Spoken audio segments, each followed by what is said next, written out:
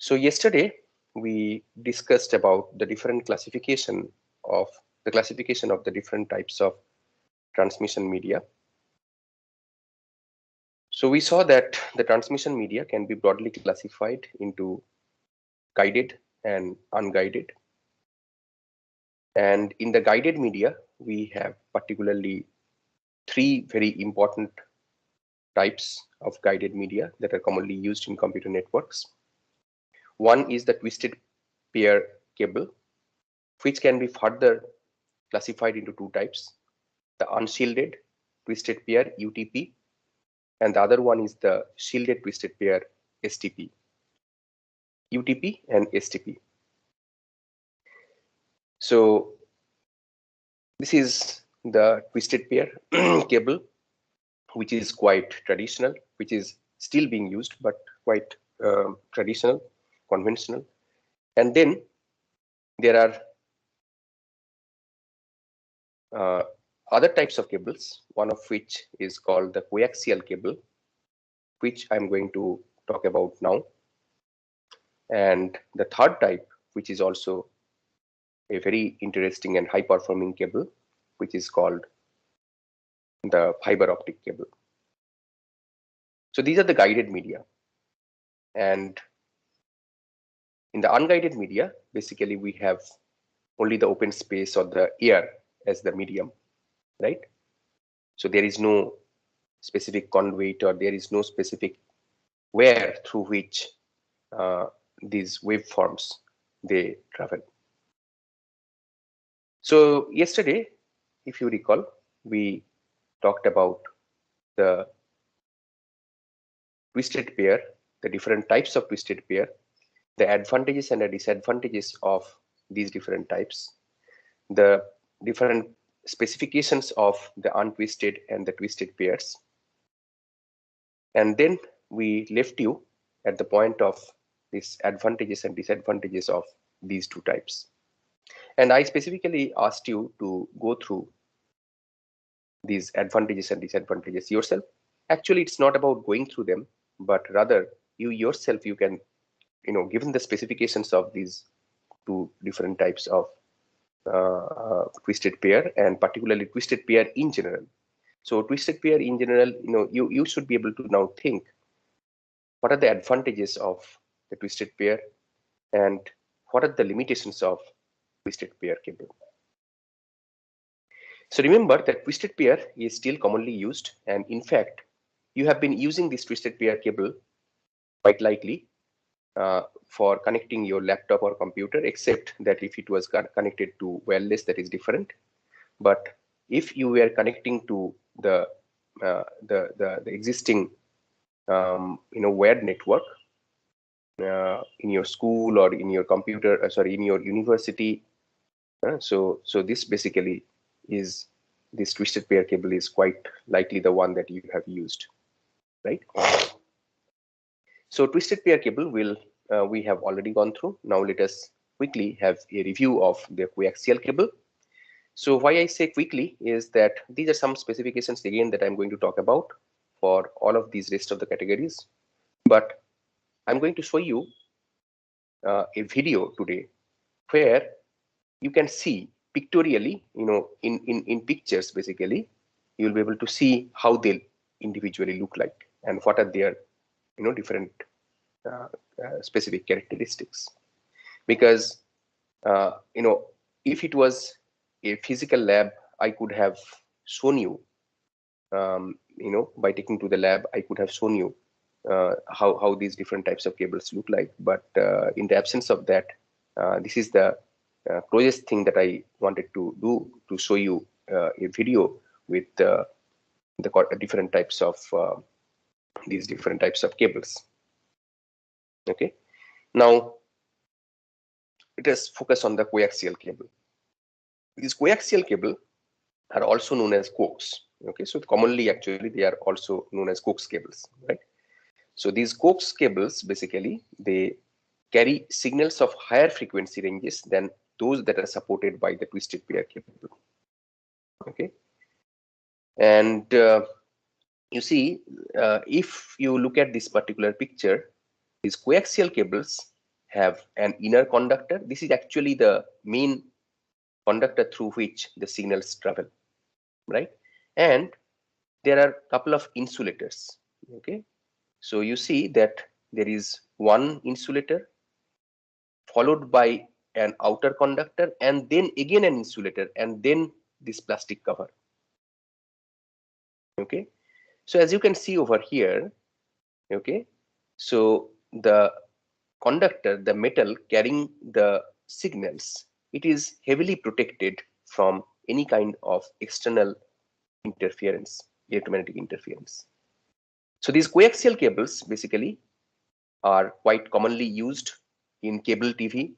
So it is quite likely that you have seen those round, connecting wires on the back of your TV. If you have a cable connection, you know this, right? So that is basically this coaxial cable that connects to the cable TV. Okay. So that's basically the RG59 category, right?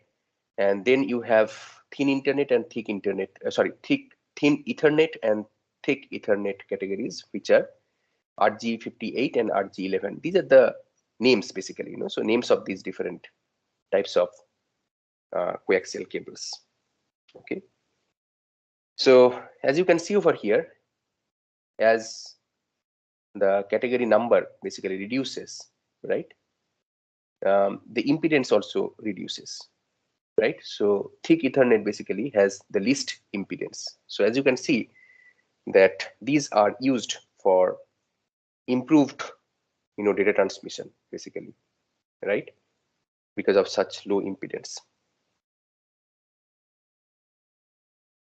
So these coaxial cables also need repeaters, but not as much of uh, the, the twisted pair, right?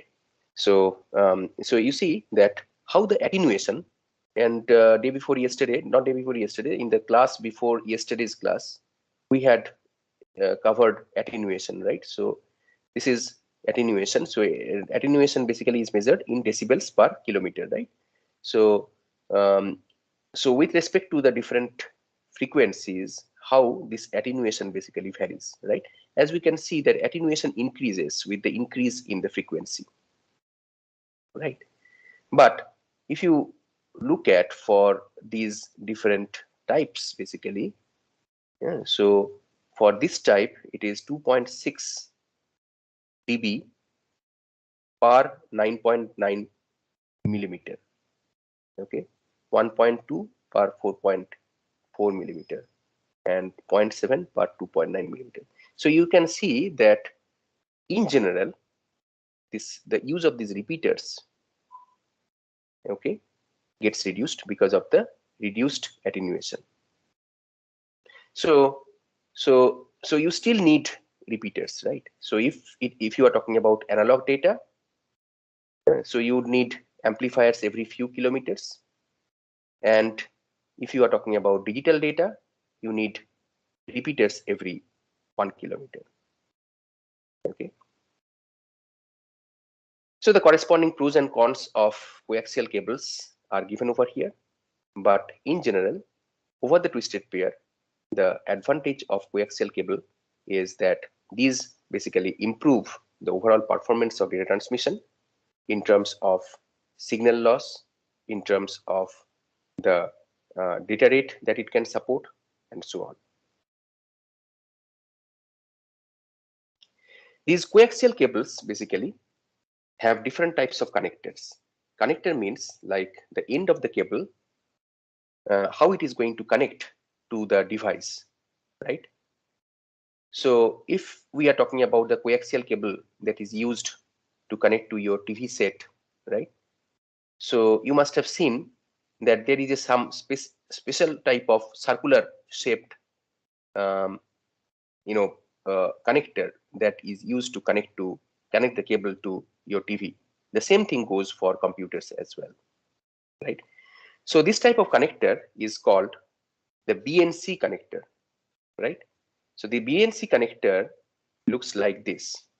So this is how the BNC connector looks like. Okay.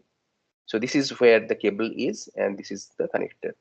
So this connector is used in Ethernet networks to branch out to a connection to a computer or other device, right? So this is the BNC connector, and then you have the BNC terminator, which looks like this. Okay, so this is the BNC terminator. So it is used at the end of the cable to prevent the reflection of the signal. Okay, so so this basically is how it looks like. I will show you very shortly through the video. I'm going to show you the different types of connectors, the BNC connectors that are used. Then the third category of guided medium is the fiber optic cable. So the advantage of fiber optic cable is that you can have much improved performance compared to the previous two categories. That means the twisted pair and the this coaxial cable. Okay. So the data rate that it can support goes to hundreds of Gbps, gigabits per second. Hundreds of Gbps, it can go up to that, right? So fiber optic cables are particularly used for long distance, high performance transmissions, like from connecting one WAN to another WAN, for example. Okay, or it could be also used for connecting. So it depends actually. It depends, like so it depends on the amount of data that is going to pass through. If we are talking about a transmission, if you are talking about a part of a circuit where you need to have large data volumes being supported, the large data rates being supported, so there actually fiber optic cables can be advantageous. Okay, so this is how this fiber optic cable basically looks like. Here actually there is this core. Okay, so every cable, so if you take a fiber optic cable and if you slice it, okay, so which means that if you take a cross section of the cable, okay, and cut it and take a piece of the cable, okay, so you will be able to see that inside there is a core and outside there is cladding. These are the terms that are used, right? So core is basically basically where the light waves basically they travel, right? This is the main thing, right? So it is basically very similar to the conductor in the coaxial cable, right? But here it is not electromagnetic waves. Here we are talking about light waves. So there is a sender, okay, which is going to send the light waves, right? And these get reflected like this and gets to the receiver. And through the light wave, basically, these signals are, the data are basically transmitted from the sender to the receiver. So why they get reflected? Because of the presence of this cladding. The cladding material is such that, so these light waves, they cannot basically penetrate beyond this and they get reflected. So through multiple reflections like this, the light waves basically come to the other end, which is the receiver.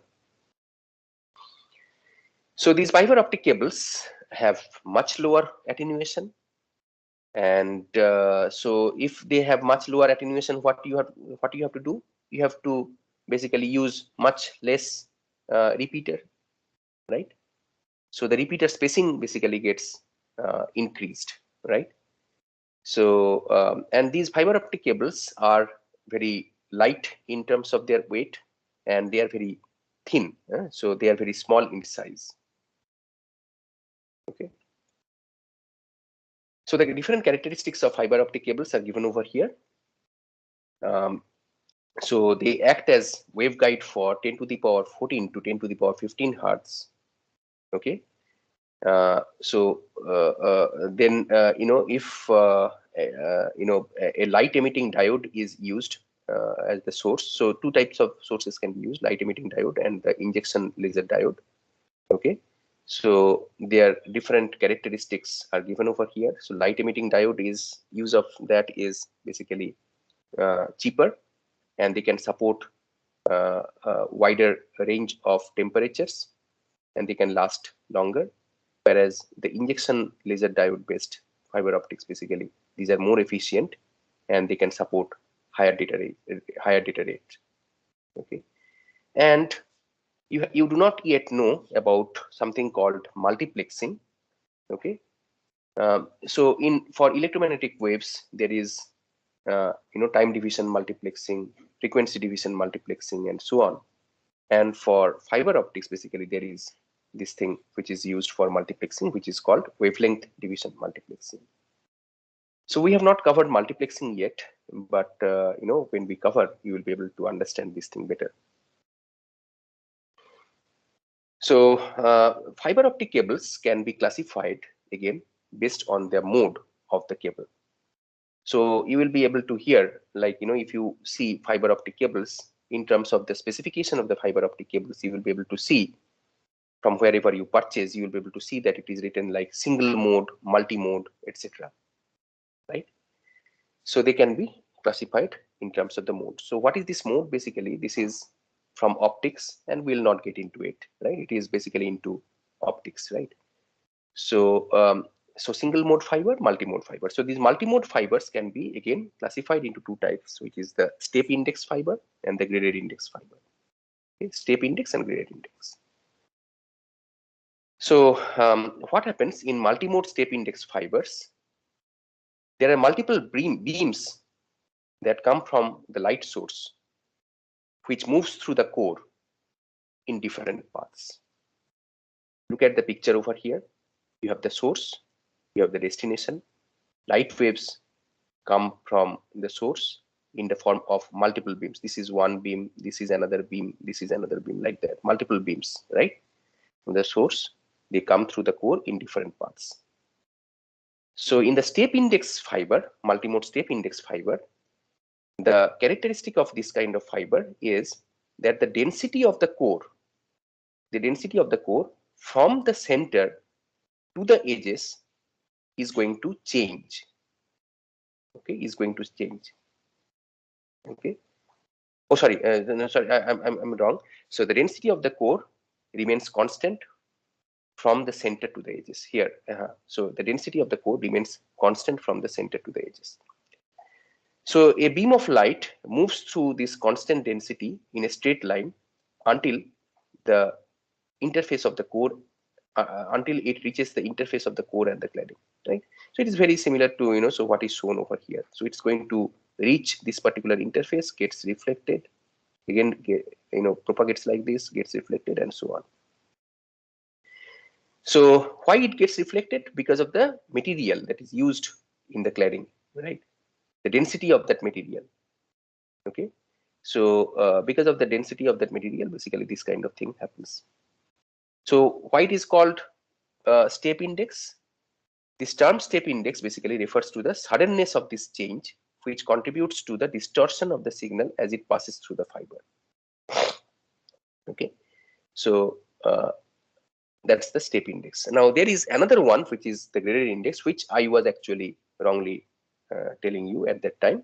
So which is the graded index? So graded index basically have varying density from the center towards the edge, right? From the center. So the density of this material basically changes from the center towards the edge. Okay. So this is the graded index. So in step index, it is constant. The density remains constant. Whereas in the graded index, basically, this density basically changes from the center towards the edge. Now, what is this single mode? Yeah. So the single mode fibers, they use step index fibers and a highly focused source of light that limits the beams to a small range of angles, all close to the horizontal, right? So like this, basically, so you have a focused light source and it limits the light beams to a small range of angles within this thin, because the so here actually this fiber is very thin compared to the cladding, right? And so ultimately what is going to happen is these reflections are going to of all these beams, these beams are all going to be confined within a very small small diameter, right? Small diameter of this core. Then finally, when they arrive over here, they will first of all get reflected through small angles, and they will all arrive over here in a much focused way. Okay. So compared to the multimode fiber, these fibers have smaller diameter, and the density of the core is also lower compared to the multimode fiber. So these are the different types of fibers. They are different types. These are the names of these different types: 50, 125, 62.5, 125, like that. So these are the different ones. The diameter, so the specification of the core, okay, and the specification of the cladding. So these micrometers basically refer to the diameter of the core and the cladding. So 50 micrometer in diameter, this one. The cladding over here is 125. So as you can see over here, core is much thinner compared to cladding. Okay, and the different modes basically are given over here. So for fiber optics also, like the cable counterpart, here also you have these different types of connectors. So one type of connector looks like this, and it is called the subscriber channel connector. Okay, so there is a specific type of locking system that is used in the subscriber channel connectors. This is called the push-pull locking system. Okay, push-pull. So this is how it looks. And then you have the straight tip connector, which is this one, ST. So it is used for connecting the cable to networking devices. Okay, and yeah, so primarily actually, these two types, but there is another one which is called the MTRJ connector, which looks like this. So this part basically receives the signals, and this part basically is responsible for the transmission of the signals. Okay, so that's about the guided medium. Now unguided media is basically this air. Now this unguided media transport the electromagnetic waves without using a special type of physical conductor, like in the case of cables or fiber optic cables, etc. So there is no specific type of cable or conductor that is used in the unguided media. So the common use of unguided media is for wireless communication, for supporting wireless communication. So wireless communication is typically done in these frequency ranges. So this part basically corresponds to the radio wave and microwave transmission in the spectrum, right? So 3 kilohertz to 300 gigahertz. So in the electromagnetic spectrum, basically this corresponds to the use of radio waves and microwaves. And then 300 gigahertz to 400 terahertz is for infrared, and then 400 terahertz to 900 terahertz is for light wave. Okay, now so in terms of the propagation methods, there are these different types of propagation methods. So let us say that how the waves propagate. So let us say that this is Earth, right? So this is Earth. So how the ground propagation takes place, right? So you can have ground propagation, like in this case. You can have sky propagation, like in this case, or you can have line of sight propagation. So ground propagation, basically, as you can see, is used for propagation along the surface of the Earth. So the waves that are that are basically transmitted, they take the shape of the surface of the Earth, right? This is how this ground propagation. So these are used for lower performing communications up to 2 megahertz basically. Yeah, so ground propagation is used, and then the sky propagation basically looks like this. That these two antennas basically they send these signals, and these signals get reflected from this ionosphere, right? As you know that ionosphere is basically one layer of the atmosphere which has a lot of ions, right? So these are different charged ions. So these charged particles basically they help in reflecting these waves that are sent from one antenna, get reflected from the ionosphere, and reaches the destination antenna, right? So this is how it occurs. And then rather, so I would say that these antennas are placed, and these antennas basically catch these reflections, right? So this is a better way of explaining this. So so these waves are transmitted, ionospheric reflection happens, and these antennas basically will catch these reflections. Okay. Now, line of sight propagation, these two antennas, the transmitter and the receiver, they will have to be in the line of sight of each other without any physical obstruction between them, line of sight of each other. So, this sort of propagation, often in defense, basically, this line of sight propagation is very important in defense communication. So, from, let us say, one military base to another military base, often it is found that they establish a line of sight communication between the different antennas, right? So this is basically due to this high data rate communication to be supported, right? So this line of sight communication. So you have three types: ground propagation, where the waves take the surface, go along the surface of the earth. And then you have this sky propagation, which is done by reflection from the ionosphere. And then you have this line of sight propagation, which is for even higher data rate communication. So this electromagnetic spectrum that I was showing you earlier, okay, so it can support radio waves, microwaves, etc. And it can be further segmented into something called the bands, right? So there are some well-known bands, some of which you must have already heard about, right? Without knowing actually what these bands correspond to. So band is basically some frequency range, okay? Some frequency range. So we have different bands that are supported in this electromagnetic spectrum. We have very low frequency, VLF, very low frequency band. The range that is supported is 3 to 30 kilohertz. This is used for ground propagation, and the applications are also given over here. So likewise, you have low frequency, 30 to 300 kilohertz, middle frequency, 300 kilohertz to 3 megahertz, high frequency, 3 to 30 megahertz. Then VHF, you must have heard about these, right? So VHF communication. So VHF, very high frequency, 30 to 300 megahertz. UHF, ultra high frequency, 300 megahertz to 3 gigahertz. Super high frequency, 3 to 330 gigahertz. And extremely high frequency EHF, which is 30 to 300 gigahertz. Their corresponding propagation methods and the applications that are supported are also given over here.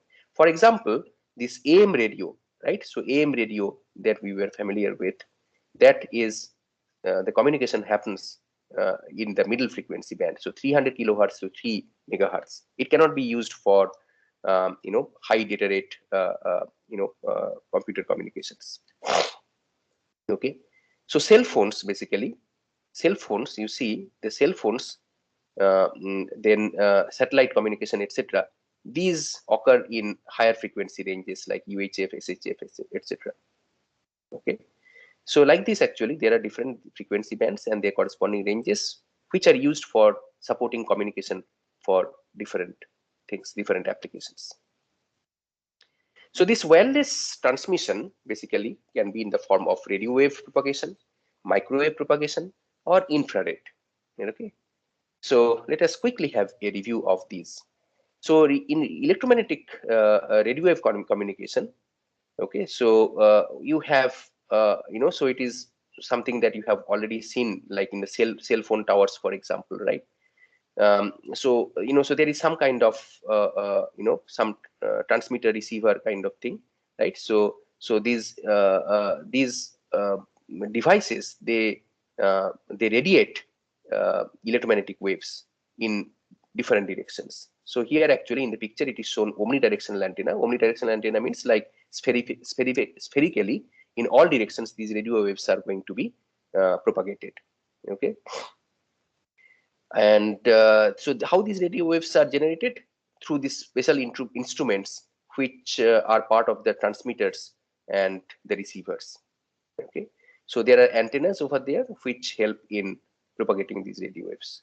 The advantage of these radio waves is that they can penetrate through the walls, and that is the reason actually, if we are talking about Wi-Fi, if we are talking about cellular phones, etc., communication over there, these radio waves basically, even if you are in another room and you have a wall in between, these radio waves, they can penetrate through the walls. Of course, in certain types of materials, the radio waves cannot penetrate properly, but mostly actually they can penetrate through the walls. Okay. Now microwaves are used for unicast communication. So you see that this is how these different types of antennas that are used in microwave are shown over here. So this is called the dish antenna, right? And this is something that many times you must have seen, right? So this antenna, so the whole idea is that the parallel waves, they come, and this antenna is, the shape of the antenna is such that all these waves that come over here, they get reflected to a particular point, which is the focus, and this is where you get a lot of focused beam kind of thing with high frequency. Okay, so that basically supports long distance. This sort of mechanism basically helps in supporting long distance communication, right? So this is the microwave, and even like so this kind of antenna is also possible. Okay. So these can be used for these kind of antennas, the directional antennas, for example.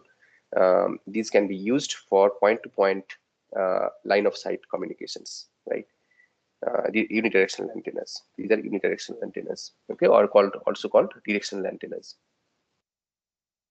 Then the other type is the infrared, right?